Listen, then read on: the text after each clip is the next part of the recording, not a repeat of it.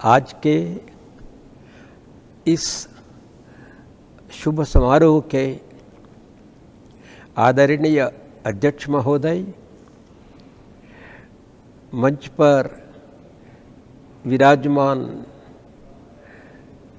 विशिष्टजन और सामने उपस्थित आदरणीय श्रोतागण, अनुकरणीय आदरणीय सहयोगी का स्मरण हमेशा आनंददायक है। मेरे लिए आज उस प्रकार का शुभ दिन है।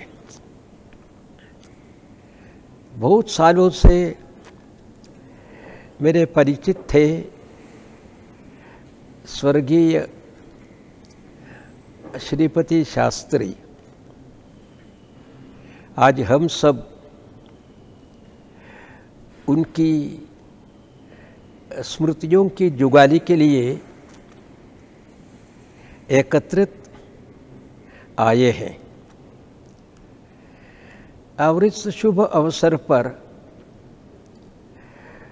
उनकी स्मृति बनाए रखने हेतु अपने यहाँ के बंधुओं ने उनके विचार, उनका जीवन, उनकी जीवन झांकियाँ, इसका सब संकलन करके 3-4 ग्रंथों का समाकलन भी किया है।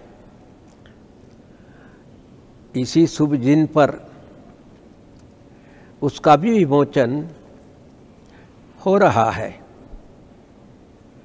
इस निमित्त यह जो विशेष संस्था बनाई गई उनके नाम से, उनके स्थापकों ने अथवा योजकों ने उदारतापूर्वक उस शुभ कार्य के लिए मुझे निमंत्रित किया। आनंदपूर्वक मैंने मान भी लिया। उसके अनुसार मैं आज आप लोगों के बीच उपस्थित हूँ और उन जिन सन्मित्रों ने मुझे आमंत्रण दिया उसके लिए मैं उनका आभारी भी हूँ।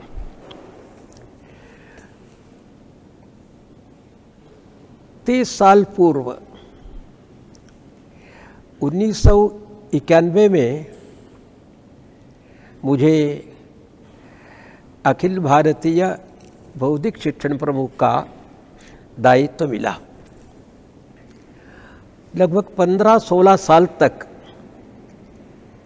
उसी दायित्व में कार्य करने का भाग्य भी मुझे प्राप्त हुआ।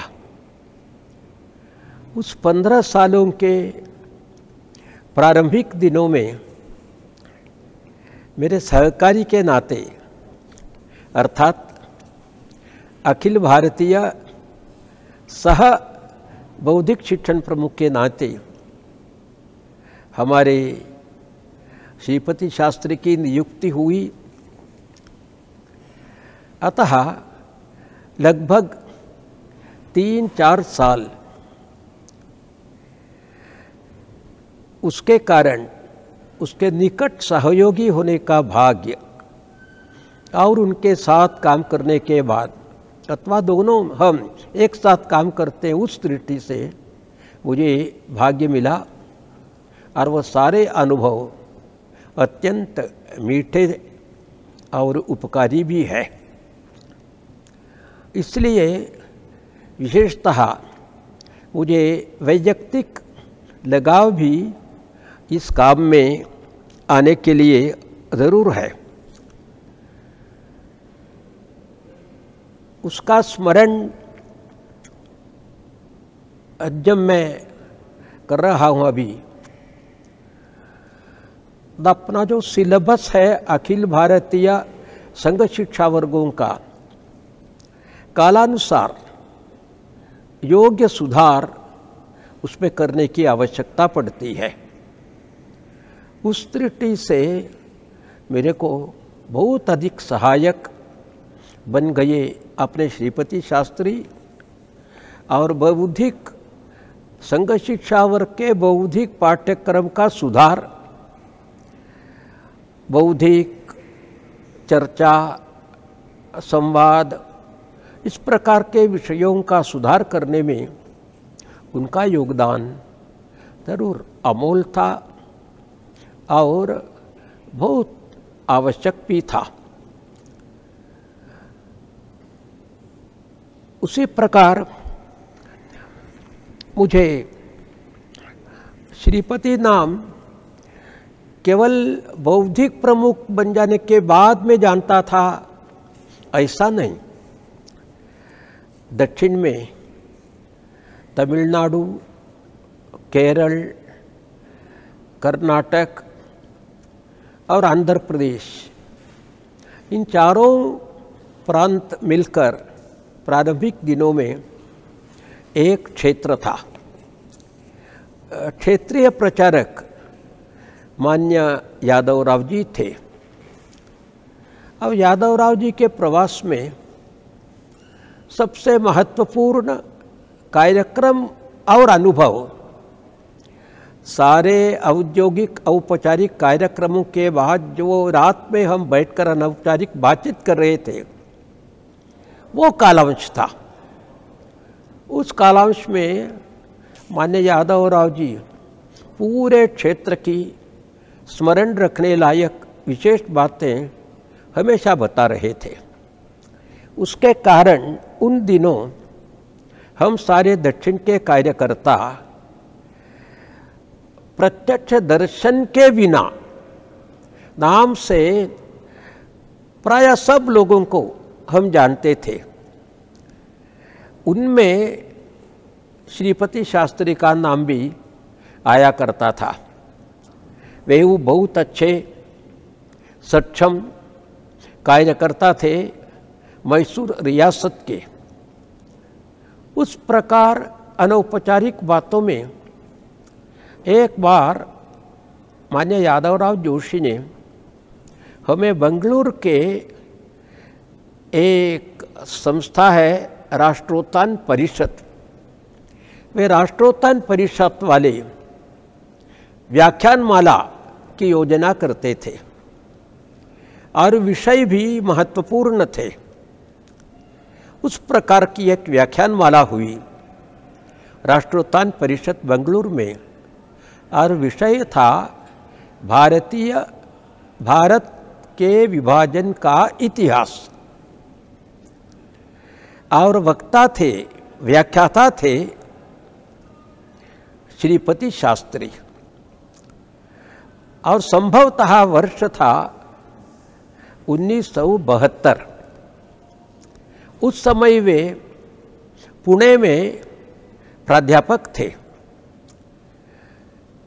मान्य यादवराव जी ने कहा, मूलतः मैसूर के स्वयंसेवक आजकल पुणे में काम करते हैं, इतिहास का बहुत बड़ा ज्ञाता है। उसकी व्याख्या थी और बहुत प्रसिद्ध थी और उस व्याख्यानमाला में लगभग 2000 से अधिक स्त्री पुरुष उपस्थित थे और स्वयं यादवराव जी तीनों दिन उपस्थित थे और बहुत प्रभावी व्याख्यानमाला थी। और यादवराव जी का आग्रह था वो पूरा व्याख्यानमाला का विषय एक पुस्तक में आना चाहिए, परंतु पुणे में संघ कार्य संबंधित और अध्यापन संबंधित व्यस्तता के कारण यादवराव जी की इच्छा अथवा आग्रह के अनुरूप मान्यवर श्रीपति शास्त्री बैठकर उसके व्याख्यान का पुस्तक रूप का आकार नहीं कर सके और बहुत वर्षों के बाद उस काम में सिद्धहस्त हमारे सबके नाम से परिचित ओवे शेषाद्री जी ने उन टिप्पणियों के आधार पर किताब लिखी जो आज बहुत विख्यात पुस्तक है, जिसका नाम है the tragic story of partition. संभवतः मेरा अंदाज है आज भी अपने बेंगलुरु के प्रांत कार्यालय केशव कृपा की दस्तावेज स्टोर में श्रीपति शास्त्री की लिखी टिप्पणियाँ मिलने की संभावना है। कुछ भी हो, उन टिप्पणियों के आधार पर बिना देखे जिन्होंने जो एक्सटेम्पोरे भाषण दे दिया 3 दिन का, उसका एक रिकॉर्डेड वर्जन जैसा ये ट्रेजिक स्टोरी ऑफ पार्टीशन आज उपलब्ध है, जो आज अत्यंत मूल्यवान है, आधिकारिक है और शेषाद्रि के नाम से वो संदर्भ ग्रंथ भी बन चुका है। उस समय तब तक मैंने अपने शास्त्री जी को नहीं देखा था, परंतु नाम से सुना था। वैसे तो अपने शास्त्री जन्मतः कर्नाटक प्रांत में, उत्तर कर्नाटक का भाग है, वहाँ के निवासी। उनके गांव का नाम हरिहर था, कर्नाटक के उत्तर और उस समय के बॉम्बे प्रेसिडेंसी के दक्षिण छोर, उसके बीच के नदी के किनारे दक्षिण में हरिहर गांव है, वहाँ उनका जन्म हुआ। हम सब जानते हैं 1935 में उनका जन्म हुआ और वहाँ शाखा भी थी, और शाखा में सामान्यतः गांव की शाखा में बच्चे भी आते हैं, इसलिए 10, 11, 12वीं की आयु में वे भी संघ में आए, उनके भाई भी संघ में आए, इसलिए उनका प्रथम स्वयंसेवक विकास अपने गांव में ही हुआ। और गांव होने के कारण वहाँ पहुँचने वाले अधिक शहर के गृहस्थी कार्यकर्ता नहीं होंगे, संघ के प्रचारक ही होंगे, इसलिए प्रारंभिक दिनों में काम भी छोटा था।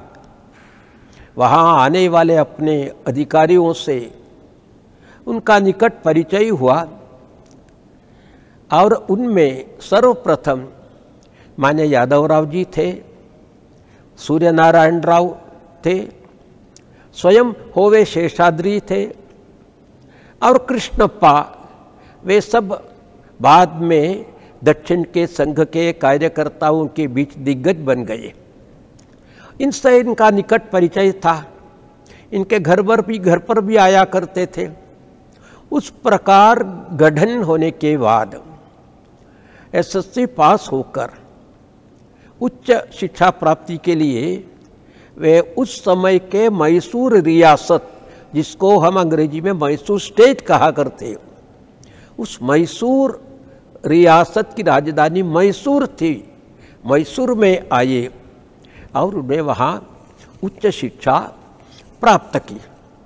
और उच्च शिक्षा जब उन्होंने प्राप्त की, उस समय उच्च स्तरीय उत्तीर्णता उनको प्राप्त हुई, उच्च स्तरीय उत्तीर्णता, और वहाँ गोल्ड मेडलिस्ट भी हुए और पास हो गए। परंतु केवल शिक्षा प्राप्त करना उनका इरादा नहीं था, वहाँ संघ कार्य में लगे और मैसूर नगर के कार्यवाह तक बने। इसलिए बचपन से ही उनको शिक्षक, मुख्य शिक्षक, उसके ऊपर का कार्यकर्ता, नगर का कार्यकर्ता बनने का भी अनुभव प्राप्त हुआ था। साथ ही साथ अत्यंत मेधावी होने के कारण वे गोल्ड मेडलिस्ट होकर पास भी हुए। उसके बाद उनको भविष्य के जीवन में प्रवेश करना पड़ा। और उस समय सारे लोग जहाँ उनको पॉसिबिलिटी है प्रोग्रेस होने की, उसके अनुसार बाहर जाया करते थे। इसलिए वे मैसूर से और अपने गांव हरिहर से वे बाहर गए। सर्वप्रथम महाराष्ट्र में सातारा, जहाँ उनका कोई परिचित था, वहाँ उन्होंने उसके बाद कुछ काम मिलेगा क्या इस प्रकार प्रयास किया। उसमें विचारित सफलता तो नहीं मिली। उसके कारण वे मुंबई में आए। मुंबई में थोड़े दिन इधर उधर घूमे, बहुत प्रयास किया। बीच में किसी एक हितकारी की सलाह के कारण वे पुणे में आ गए और पुणे में आकर उनको वहाँ उनको काम मिला और वहाँ वे कॉलेज के जूनियर प्राध्यापक के नाते वे काम करने लगे। उस समय से 50 साल वे पुणे में ही रहे। वे पुणेकार बन गए। 50 साल ने आधी सदी वे पुणे में ही रह गए और उनका पूरा जीवन पुणे में बिताया गया। तो उनके जीवन के 75 साल, 75 की आयु में उनका देहावसान हुआ। तो उनके जीवन के 75 साल का प्रथम कांड मैसूर रियासत में 25 साल का और 50 साल का उत्तर कांड वो पुणे में अर्थात महाराष्ट्र में हुआ। इस प्रकार उनके जीवन के कालखंड को हम दो में बांट सकते हैं। पूर्व कालखंड कर्नाटक प्रांत में 25 साल का, उससे 3 गुना कालखंड 50 साल का पुणे में और महाराष्ट्र में। इस बाद के कालखंड में उनके जीवन के लगभग 5 स्तर हम देख सकते हैं संघ की दृष्टि से और अध्यापक की दृष्टि से, और भी 2 खंड देख सकते हैं।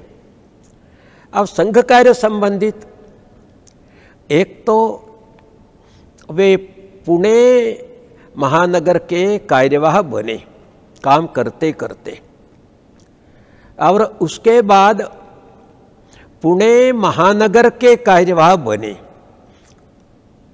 उसके बाद तीसरा पश्चिम महाराष्ट्र प्रांत के कार्यवाह बने, और चौथा पश्चिम क्षेत्र का कार्यवाह बने, और 5वां अखिल भारतीय स्तर के पदाधिकारी बने।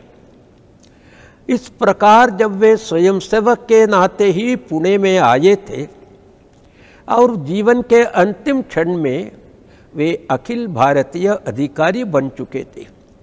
इस 50 साल के संघ प्रगति का साक्ष्य पुणे नगरी को है।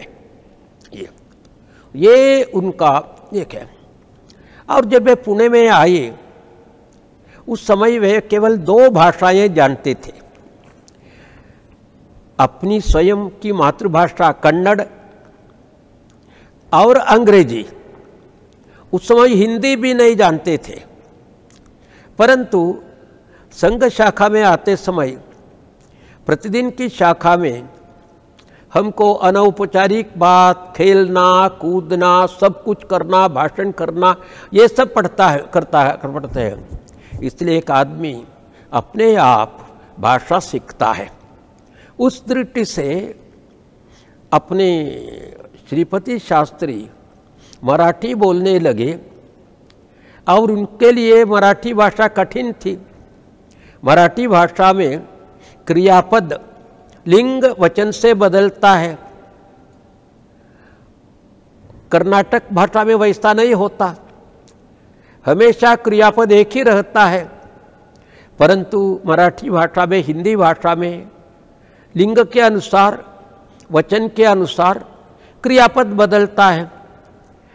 उनको बहुत कठिनाई थी, परंतु वे बोलने लगे और थोड़े ही दिनों में मराठी बोलने लगे,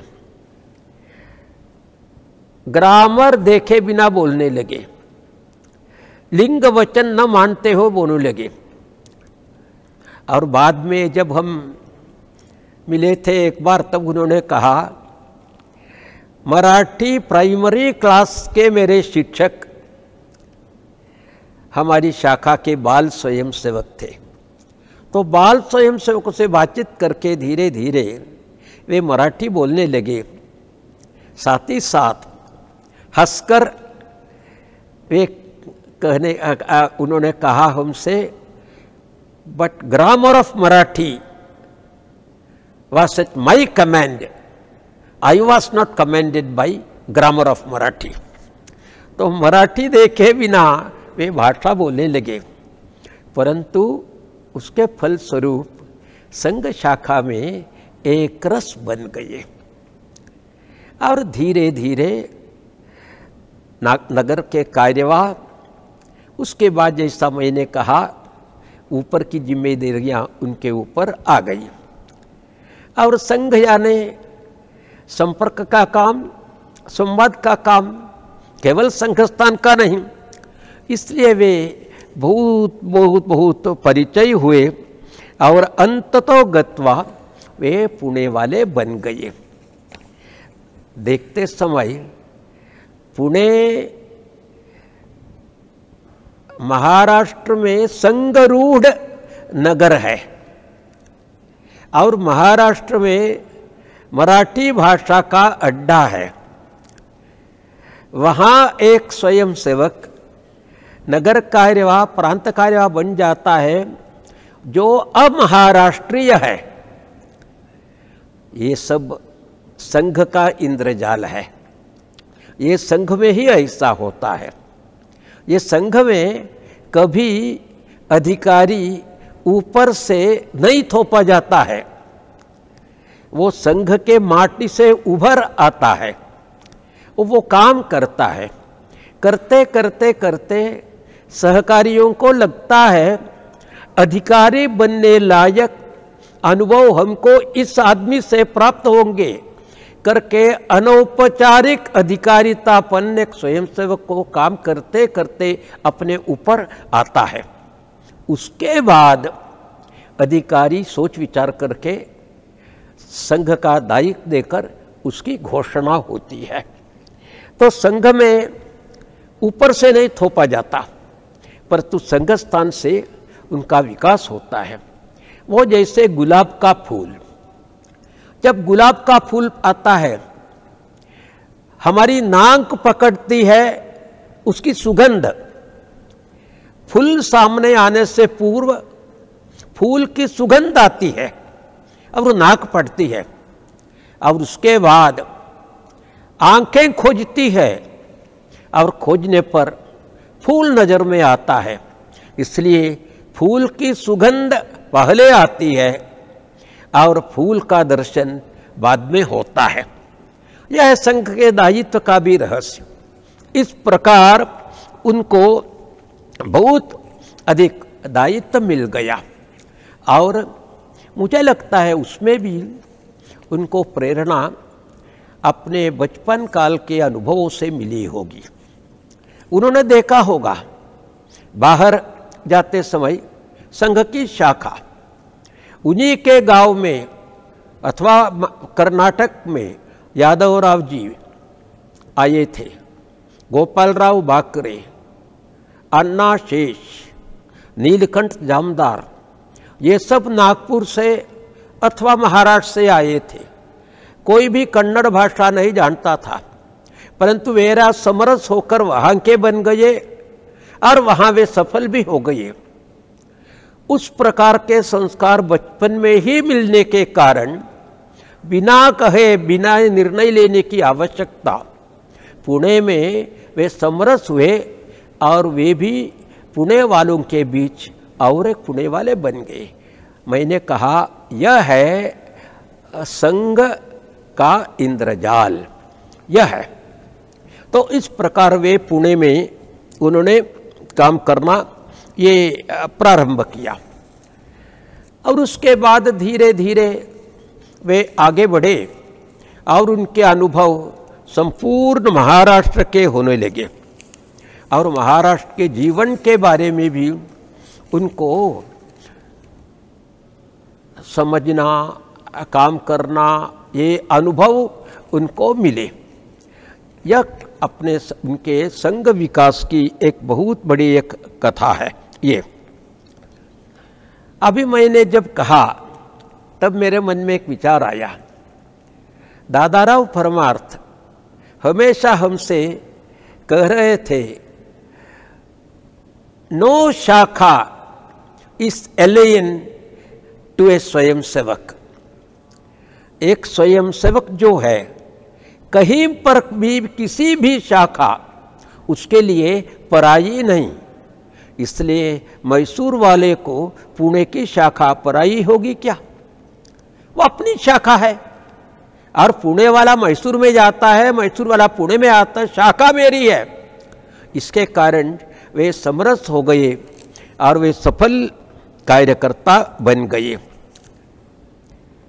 अपने अध्यापक, इसलिए वो कालखंड मैंने कहा, और जो मैंने कहा प्राध्यापन का कालखंड, वो बहुत विद्वान थे। इसलिए धीरे धीरे उसी पदवी में उच्च स्तरीय बनते बनते आखिर के दिनों में वो head of history department Pune university में हो गए। हिस्ट्री के अधिकृत ज्ञाता, वेता, व्याख्याता थे वे। और उस दृष्टि से उनके अनुभवों का, उन तत्वों के कारण प्रभावित लोगों का स्मरण के अनुसार अन्य विषयों का खंडन मंडन सब करके एक स्मृति ग्रंथ बनाया गया है जो आज प्रकाशित हुआ है। उसके पीछे उनके द्वारा प्रभावित बुद्ध धर्मी लोग हैं, केवल शाखा के स्वयंसेवक नहीं। शाखा के स्वयंसेवक जरूर प्रभावित थे ही, जरूर प्रभावित थे, परंतु उसके अलावा प्राध्यापक के नाते वे बहुत लोकप्रिय थे, विद्यार्थी प्रिय थे। कारण जिसको हम अंग्रेजी में कहते हैं एयर्स, एक विशेष प्रकार का स्टिफ कॉलर नेक अप्रोच उनका कभी नहीं था। इसलिए छात्र लोग पास जाकर बैठते थे और संवाद में बहुत बड़े होशियार थे। नेपोलियन का प्रसंग, चर्चिल का प्रसंग, सबका प्रसंग वो कहा करते थे। इसलिए नई नई बातें अत्यंत रोचकता पूर्वक छात्रों को मिलती थी। एक छोटा उदाहरण मैं आप लोगों से बता रहा हूं। उनका प्रसंग में उन्होंने एक बार कहा, और आप सोचिए अगर आप स्वयं कॉलेज के छात्र होंगे तो उस समय आप उनके साथ बैठेंगे कि उनके पास से जाएंगे? आप सोचिए। वे कहते थे पार्लियामेंट में, इंग्लैंड की पार्लियामेंट में चर्चा चल रही थी और ये विंस्टन चर्चिल सोशलिज्म के कट्टर विरोधी थे, कट्टर विरोधी। इसलिए चर्चिल ने एक बार पार्लियामेंट में खड़े होकर कहा, ये सोशलिज्म, उसका मुख्य ये लास्की प्रोफेसर वे कोई नहीं, बेस्ट सोशलिस्ट और फर्स्ट सोशलिस्ट कोलंबस है, जिन्होंने अमेरिका डिस्कवर किया। इस प्रकार लोग कहते हैं। कारण क्या है मैं बता रहा हूं। कॉलेज छात्र के नाते आप स्वयं सोचिए, उनके सामने आप बैठे हैं। कारण क्या है? चर्चिल बताते हैं उनको, कोलंबस को इंडिया में जाना था, इंडिया विश्व प्रसिद्ध होने के कारण। इसलिए वे जहाज पर निकले। जहाज को कैसे जाना उस प्रकार की जानकारी कुछ नहीं, किस दिशा में जाना वो जानकारी भी नहीं, परंतु निकले वहां से तो कहाँ जाते हैं? इंडिया जाते हैं। कैसे जाना बिल्कुल नहीं जानते। और चलते चलते चलते वे एक गांव में पहुंचे। उन्होंने सोचा वह इंडिया है, परंतु वो इंडिया नहीं था। इसके लिए किसी को खर्चा करना पड़ता था। एक भी दमड़ी कोलंबस की नहीं थी, वो दूसरा कैपिटलिस्ट उसको फाइनेंस करता था।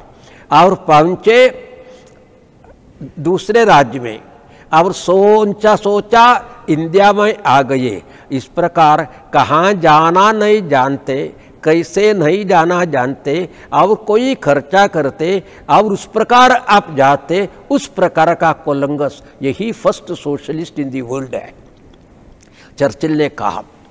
सब लोग हंस पड़े। तब आप सोचिए, जब इस प्रकार के प्रसंग अपने शास्त्री जी कॉलेज के छात्रों में, शाखा में नहीं बैठते, कॉलेज के छात्र कैसे वहाँ से बाहर जाएंगे, कैसे बाहर जाएंगे। उसी प्रकार उनका दूसरा कहना था, विश्व के सर्वप्रथम कम्युनिज्म मार्क्सिस्ट के आने के पूर्व भी विश्व में कम्युनिस्ट थे। फर्स्ट कम्युनिस्ट कौन थे? फर्स्ट कम्युनिस्ट थे बाइबल में जिनके बारे में कहा एडम। दूसरा कम्युनिस्ट है एडम की श्रीमती ईव, वे फर्स्ट कम्युनिस्ट थे। तब किसी ने पूछा कैसे, क्यों?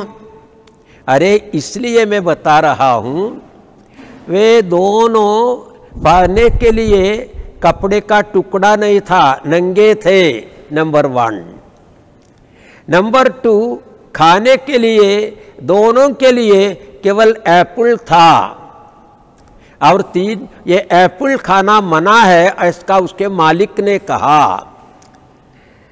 अब रहने के लिए घर भी नहीं, तो घर नहीं, खाने की चीज नहीं और पहनने की चीज भी नहीं, परंतु ये दोनों सोचते थे we are in the paradise, ये कम्युनिज्म है, ऐसा कहा। ये छात्र सब हंसने लगे।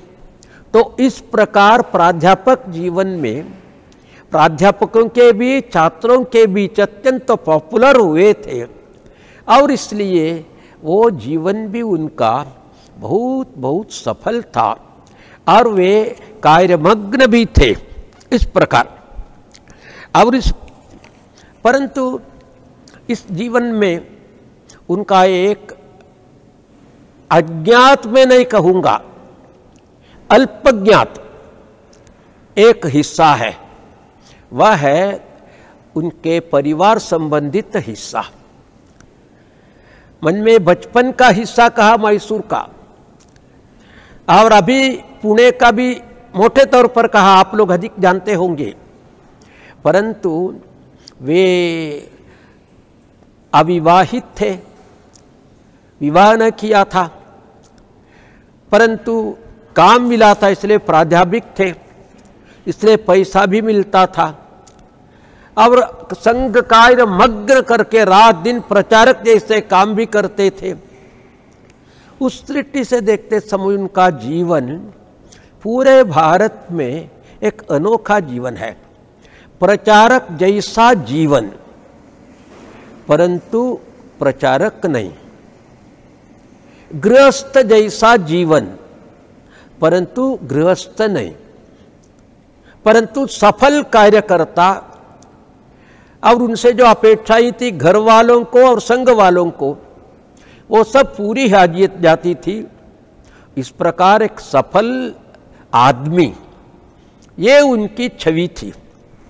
ये सब सोच विचार करके उनके पिताजी ने सोचा, अरे ये मेरा लड़का वो संघ के लिए ही गया, ऐसा मैं नहीं कर सकता, और घर में पैसा भी भेजता है, दायित्व तो निभाता है, परंतु विवाहित नहीं, इसको कम से कम गृहस्थ बनाना चाहिए करके घर से उनके पिताजी निकले। प्रवास की कठिनाई सहन करके वे पुणे में आए। उन्हीं के कर में 4-5 दिन ठहरे और उनका एक ही एक हेतु था, श्रीपति को गृहस्थ बनाना, एक बहू को ढूंढकर मंगलसूत्र बंधवाना इनसे। और पिता और पुत्र में क्या संवाद हुआ, क्या तर्क हुआ, टेढ़ी मेढ़ी बातें क्या क्या हुई, भगवान जाने। अंततो गत्वा क्या हुआ, वे अविवाद ही रहे और घर का कार्यवाह निभाते रहे। ये उनकी एक विशेष बात है। इस प्रकार के लोगों को मेरे मन में विचार आता है, अप्रचारक प्रचारक कहूं क्या, अगृहस्थी गृहस्थ कहूं क्या, गृहस्थी प्रचारक कहूं। एक विशेष समस्या है, उसका उत्तर देना कठिन है, परंतु संघ की बात है। इस प्रकार के लोग पूरे भारत में संघ के कार्यकर्ता के नाते उभर आए हैं, परंतु उनकी संख्या कम है, अपवादात्मक है, परंतु जरूर है। यह भी एक संघ की जादूगिरी का फल है ये। तो इस प्रकार, और घर की बातें, उनका घराना छोटा नहीं था। वे थे 8 संतान, 4 भाई 4 बहन, और माताजी गुजर गई थी बचपन में, और पूरा निम्न मध्यम वर्गीय लोअर मिडिल क्लास हाउस, और ये थे उच्च स्तरीय कॉलेज के प्राध्यापक। इसलिए बिना कहे वे अपना काम दायित्व सब निभाते निभाते घर में जो जो आवश्यकता है उसके लिए वे सहायता करते थे। वर्ष में 30 दिन 45 दिन छुट्टी के दिनों में वे घर पर जाकर ठहरते थे, और जाते समय उनकी स्मरण शक्ति अत्यंत तीक्ष्ण थी, हम सब जानते हैं। और इसके कारण किसको क्या क्या पसंद है और किस बहन को किस बहू को कौन सा रंग पसंद है वो सब जानते थे। उसके अनुसार पुणे से अथवा मुंबई से और कहीं पर से सब करके पैकअप करके घर पर जाकर सबकी इच्छाएं वो पूरी करते थे। और बीच में अगर किसी को काशी जाना, रामेश्वरम जाना, तीर्थ यात्रा के लिए जाना, उसके लिए भी मदद करते थे। और किसी को फीस चाहिए, ये कोर्स में चाहिए, उसके लिए ये फीस देना आवश्यक है, वो भी कहते थे। इसलिए घर का दायित्व पूरा निभाते हुए बाहर न कहे बिना ये करके वे गृहस्थ भी थे और प्रचारक के नाते काम भी करते थे। इसलिए मैंने कहा ये गृहस्थी प्रचारक है कि अप्रचारक की प्रचारक है। एक विशेष इस प्रकार का जीवन अनोखा है।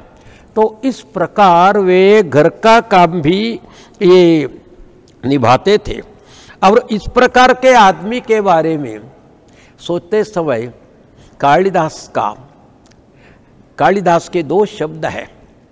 वो 2 शब्द है अनर्थी प्रार्थनावह। भगवान विष्णु की स्तुति जब करते हैं रघुवंश में, उसमें विष्णु के ये 2 विशेषण है, अनर्थी प्रार्थनावह। उसका अर्थ क्या है? भगवान स्वयं अनर्थी है, उनको अर्थना कुछ नहीं, इच्छा कुछ नहीं, निरिच्छा है वे। तो अनर्थी, मांग नहीं भगवान को, स्वयं की मांग नहीं, परंतु सब लोग उनके पास जाते हैं मांगने के लिए, प्रार्थना वह है। इसलिए विष्णु अनर्थी है स्वयं, परंतु शेष लोगों के लिए प्रार्थना वह है। इसलिए कालिदास कहते हैं वे अनर्थी प्रार्थना वह। आप सोचिए, ये विष्णु जिसका पर्याय है श्रीपति, श्रीपति यानी विष्णु है। सो अपना जो विष्णु है श्रीपति, वे स्वयं अनर्थी कैसे जीते थे पुणे में आप सब लोग जानते हैं। सीधापन, अनर्थी, विशेष अर्थ ना कुछ नहीं, परंतु घर वालों की अर्थना पूरा करने वाले प्रार्थनावह, वे अनर्थी थे, प्रार्थनावह थे। तो इस प्रकार के लोगों के बारे में भगवान ने गीता में और 2 शब्द कहे थे। जब उन 2 शब्दों का स्मरण अभी मैं कर रहा हूं, मेरे सामने श्रीपति शास्त्री आते हैं। एक परम भक्त का लक्षण क्या है, अर्जुन पूछता है, और भगवान कहते हैं बहुत लक्षण कहें, परंतु अभी आप लोगों के सन्मुख रखने के लिए 2 शब्द मैं कहूँगा। उसमें कहा है अनिकेत स्थिरमति ही भक्तिमान में प्रियो नरहा। वो भक्तिमान नर मेरे को प्रिय है जो अनिकेत किंतु स्थिरमति है। अनिकेत का अर्थ क्या है? जिसको कोई निकेत नहीं, निकेत नहीं। पुणे में आकर पैसा कमाकर उन्होंने फ्लैट नहीं खरीदा, फ्लोर नहीं खरीदा, घर नहीं बांधा, वे स्वयं अपने कमरे में रहे आखिर तक, अनिकेती थे, परंतु स्थिर चित्त थे, स्थिरमति थे। इधर उधर आदमी भटकने वाला हो परंतु मन भटकने वाला नहीं। इस प्रकार अनिकेत स्थिर चित्त थे अपने शास्त्री जी। तो इस प्रकार उनका जीवन कितना श्रेष्ठ है, तो आप इस प्रकार ये सोचिए। मैंने प्रारंभ में ही आपने कहा था अपडेटिंग द सिलेबस, उसके लिए वे बहुत बड़े सहायक थे। किस प्रकार उन्हें अपडेट किया? तृतीय वर्ष का बौद्धिक पाठ्यक्रम किस प्रकार अपडेट किया, केवल 2 उदाहरण में बताना चाहता हूं। पुणे में आने के बाद एक विशेष प्रकार का फायदा उनको मिल गया। पुणे और महाराष्ट्र संपूर्ण भारत के इतिहास में सुधार के लिए विख्यात है। सामाजिक दुराचार, सामाजिक अनाचार, लोगों की अंधश्रद्धा, लोगों का पिछड़ापन, उसके खिलाफ जुझारू मन से भारत में जहाँ जहाँ जूझ हुआ उसमें अग्रगण्य एक महाराष्ट्र है। अपने भारतीय सुधारों का इतिहास लिखते समय सर्वप्रथम का नाम महाराष्ट्र आएगा। उसकी राजधानी, सांस्कृतिक राजधानी पुणे में वे रहते थे, काम करते थे, जुल मिलते थे, तो उसका महत्व उनको महसूस हुआ। साथ ही साथ भगवान की कृपा से और हम सबकी नतीजा के उनके साथ ही पुणे के कार्य में दामू अण्णा दाते और तात्याराव बापट जैसे सहकारी उनको मिले, और उन दोनों को इस प्रकार का सहकारी भी मिला, और तीनों ने आपस में सलाह शुरू करके पतित पावन संगठन जैसे संगठन भी खड़ा किए थे। इसलिए उनको ये सामाजिक समरसता, सामाजिक सुधार, इस विषय का महत्व महाराष्ट्र के जीवन के कारण और महाराष्ट्र में पुणे के संघ कार्य के अनुभवों के कारण उनके मन में वो बैठ चुका था। इसलिए उन्होंने जब तृतीय वर्ष का पाठ्यक्रम किस प्रकार अपडेट करना सोचते समय उनका आग्रह था भारत में सामाजिक सुधार का इतिहास, ये विषय अपने तृतीय वर्ष में सभी स्वयंसेवकों के सन्मुख हमको रखना चाहिए। तब तक ये विषय नहीं था, और विषय केवल कहा उतना नहीं, उन्होंने उसके मुद्दे लिखकर भी दे दिए, ये मुद्दे हैं करके। और उस समय जिस प्रकार अपने वे गोपाल राव जाम्भेकर, इस प्रकार के सब मुद्दे उन्होंने बता दिए। देखते ही शेषाद्रि जी ने मान लिया, ठीक। उस साल से हमने उस विषय को अपने तृतीय वर्ष के पाठ्यक्रम में भारतीय सुधार का इतिहास ये विषय रखा। केवल महाराष्ट्र का नहीं, विषय का भी विस्तार किया। दक्षिण में भी सुधार हुआ है, तमिलनाडु में भी हुआ है, बंगाल में भी हुआ है, कहाँ कहाँ जहाँ छोटी मात्रा में बड़ी मात्रा में, ये विषय सब करके ये किया। और इसको भाषण देना विषय नया, इसलिए हमने दायित्व उन्हीं को दे दिया, दायित्व उन्हीं को दे दिया। तब वे विनोदी भी थे। तब जब शेषाद्रि जी ने ये विषय बहुत अच्छा है, लेना है, ऐसा सब करके विषय का मंडन किया और कहा ये विषय प्रथम बार शेष अपने श्रीपति जी को देना चाहिए, इसलिए आपके 2 वर्ष 2 बौद्धिक होंगे, ये दोनों बौद्धिक आपको करना होगा। तुरंत अपने श्रीपति जी ने, सब लोग हंसे, कहा मुझे एक प्रसंग याद आता है। क्या है प्रसंग? घर वाले बैठे थे, बेटी की शादी होने वाली थी, इस प्रकार शादी जोरदार मनानी चाहिए, इस प्रकार चर्चा चली थी। सब एक बेटे ने कहा, नादस्वरम कहते हैं दक्षिण में, जैसे सहनाई, और तगिल कहते हैं डोल, और वो अच्छा माना जाता है। सो ये बहन की शादी में ये नादस्वरम होना चाहिए और ढोल भी बजाना चाहिए। सब लोगों ने हाँ हाँ हाँ हाँ कर सिर हिलाया। तो पिताजी ने कहा, अरे हमारे पास उतना पैसा नहीं, इसलिए आप एक काम करो, आपने कहा, सब लोग ने माना है ना, नादस्वरम चाहिए, ढोल चाहिए, आप ही नादस्वरम बजाइए। ये मेरी हालत हो गई, ऐसा श्रीपति ने कहा। सब लोग हंसे, परंतु अंततोगत वे नादस्वरम वाले बन गए और वे विद्वान है, वो भी सिद्ध किया और सांगोपांग व्याख्या उन्होंने की। तब से ये विषय संघ के पाठ्यक्रम में आ गया। उसी प्रकार समरसता का विषय, मानव सेवा माधव सेवा, ये विषय उन्होंने सजेस्ट किया। उन्होंने और भी सजेस्ट किया था अपने संविधान में।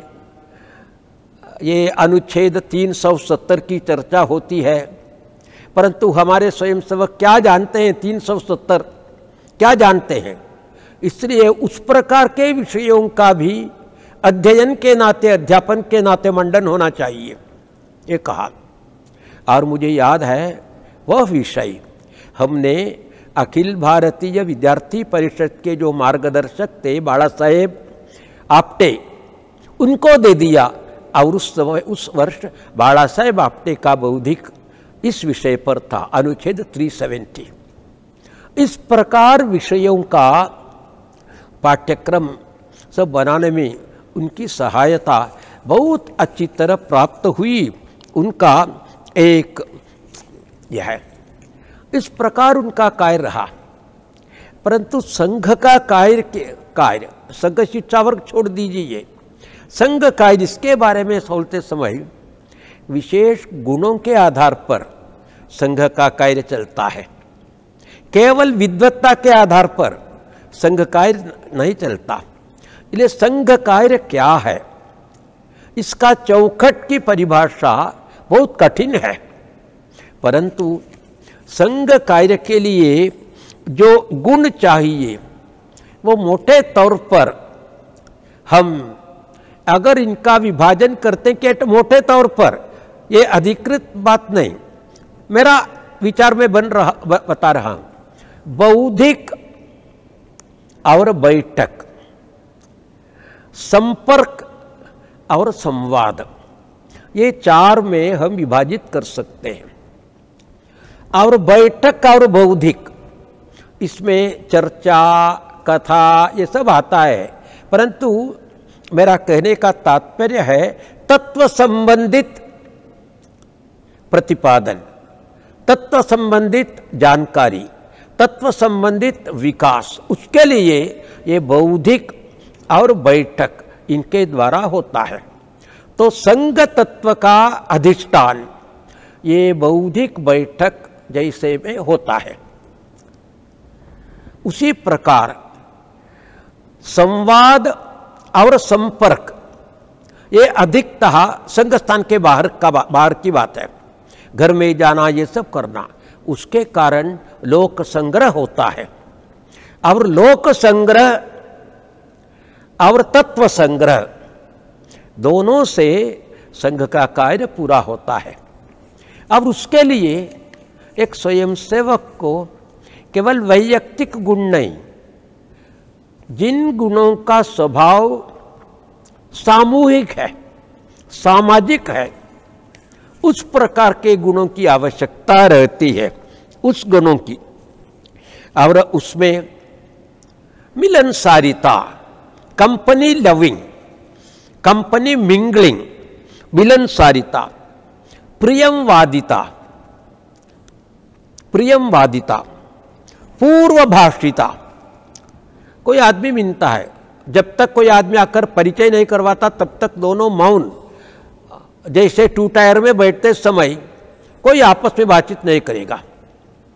परंतु भगवान श्री राम की एक गुणवत्ता, विशेष गुणवत्ता यह थी, वाल्मीकि कहते हैं पूर्वभाषी, अर्थात मिलने पर प्रथम भाषण उनका होगा, कहाँ से आइए, नाम क्या है, इसको कहते हैं पूर्वभाषिता। वे संघ कार्यकर्ता की अच्छी शैली है। संवाद प्रियता, संवाद करने में उनको वो शौकीन होना चाहिए। संवाद, संपर्क की उत्सुकता, श्रवण क्षमता, अकृत्रिम व्यवहार, अकृत्रिमता, अनौपचारिकता, अमानिता, अनहंकारिता, समता, ममता, प्रेम, अपनापन, सहकार, सहयोग, अनसूय, अपैशुन इत्यादि सारे गुण सामूहिक है। और इन गुणों का विकास भाषण से नहीं होता, आचरण से होता। और आचरण के लिए विशेष प्रकार का वातावरण संघ शाखा में बनता। इसलिए संघ शाखा के कारण ये अनौपचारिकता, सामूहिकता, सामंजस्य, प्रेम, मिलन जुलना, ये सब एडजस्टमेंट, इस प्रकार के गुण, सामूहिक गुण सारे हम में विकसित होते संघ स्थान से। आज हमने उनके जीवन की स्मृतियाँ, अनुभवों के आधार पर अपने शास्त्री के गुण क्या क्या थे करके लगभग 40 लोगों ने लिखे, उसका विमोचन भी आज हुआ। वे सारे आप पढ़िए, उसमें उनकी मिलनसारिता, संवाद प्रियता और श्रवण क्षमता और सहायता, प्रेम, लगाव, अनसूया, अपैशुन और अलिप्तता, इस प्रकार के गुणों के प्रसंग इस किताब में सब आया है, आप पढ़िए। परंतु कुल मिलाकर आप सोचिए, इन किताबों, इन गुणों का श्रेय असल में श्रीपति शास्त्री केवल अकेले को जाता है कि संघ स्थान के कार्य को जाता है। ये गुणों के परिवर्धन का श्रेय संघ शाखा का है। इसलिए कहते समय अपने श्रीपति जी संघ स्थान की माटी का उपज है। वे आसमान से नहीं नीचे टपके, परंतु संघ स्थान के माटी से उभरे। वे संघ स्थान के उपज है, ये हमको सोचना चाहिए। परंतु अध्यापन में प्रावीण्य का विषय वो अंततोगत्वा भगवान की देन है। ये किताब में बहुत अधिक प्रसंग आए हैं। उनकी स्मरण शक्ति अलौकिक थी, अद्भुत थी स्मरण शक्ति। वो देखिए, वो भगवान की देन है। और पंडिताई, ग्रहण क्षमता सबको नहीं मिलती, वो भगवान की देन है। बुद्धि धर्मिता, तीक्ष्ण बुद्धि वाला, सारे लोग शंकराचार्य नहीं बन सकते, सभी लोग आइंस्टाइन नहीं बन सकते, वो भगवान की देन है। परंतु भगवान परम कारुणिक, पक्षपाती नहीं।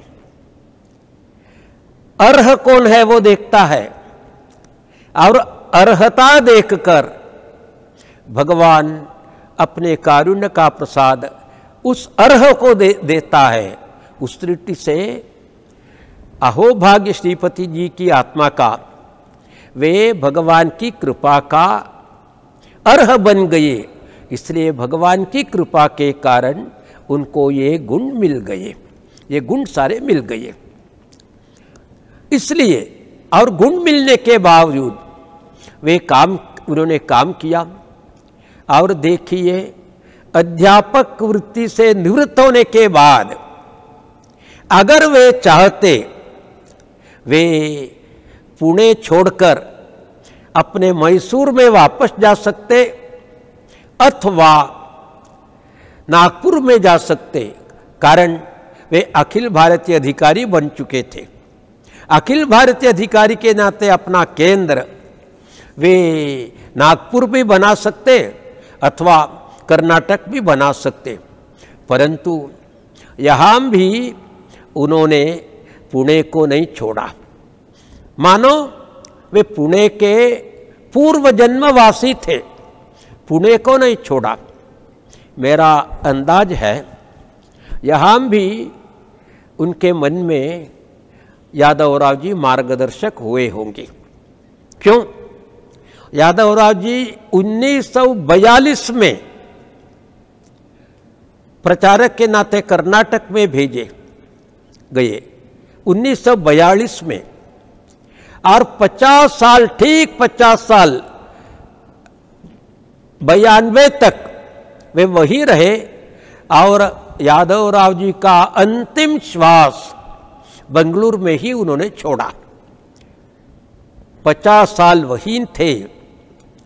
शायद उसी से प्रेरणा ली होगी अपने शास्त्री जी ने, और वे अखिल भारतीय दायित्व मिलने पर भी, पुणे के धंधे से निवृत्ति होने पर भी उन्हें पुणे नहीं छोड़ा। 50 साल तक वे वहीं रहे। उस प्रकार देखते समय उनके दीक्षक यादवराव और दीक्षित श्रीपति दोनों में समानता है। तो इस प्रकार उन्होंने अंतिम सांस की अंतिम घड़ी तक वे पुणे में ही रहे। आए पुणे में और पुणे छोड़कर अंतिम क्षण तक नहीं गए। इस प्रकार के अपने ये थे। और उनके नाम से अपने लोगों ने एक अनुसंधान करने वाली संस्था भी प्रारंभ की है, और उनसे प्रेरणा लेकर उसी प्रकार आगे जाते जाते जाते तात्विक अधिष्ठान और भारतीय अस्मिता का बोध, उसका जागरण, इस प्रकार का काम जो संघ का है, इंटेलेक्चुअल काम जिसको हम कहते हैं, उसके लिए भी अपने शास्त्री जी बहुत बड़े प्रेरक बन चुके हैं। इस प्रकार है उनका जीवन, अत्यंत मूल्यवान जीवन, सबको प्रेरणा देने लायक जीवन, परंतु संघ का उपज। इस प्रकार के अपने सेठाई थे। और अंत में मैं कहना इतना ही चाहूँगा, अंतिम जब परम पूजनीय गुरु जी का देहांत हो गया और पूजनीय बाला साहब देवरस सरसंघ चालक बने, और उस अखिल भारतीय प्रतिनिधि सभा परम पूजनीय दंत के प्रथम की प्रतिनिधि सभा, जिसमें पूजनीय बाला साहब सरसंघ चालक बन चुके थे, उस समय जितने सारे स्वयंसेवक प्रतिनिधि के नाते सामने बैठे थे, उनसे पूजनीय बाला साहब ने कहा, अपने पूर्व परम पूजनीय दो सरसंघ चालक डॉक्टर जी और गुरु जी दोनों के अथक अखंड तप के कारण आज हमारे पास देव दुर्लभ कार्यकर्ताओं का एक समूह विद्यमान है। ये कहा, मैंने स्वयं सुना था वो भाषण। मुझे लगता है उन देव दुर्लभ कार्यकर्ताओं में एक है अपने डॉक्टर श्रीपति शास्त्री, और उनके जीवन का स्मरण करने का सुयोग आज मुझे मिला। इसलिए उनके विलक्षण व्यक्तित्व के सन्मुख मेरा विनम्र साष्टांग प्रणाम करके मैं मेरे आज का विचार यहाँ समाप्त कर रहा हूँ। आप सब लोगों का मेरा विनम्र नमस्कार।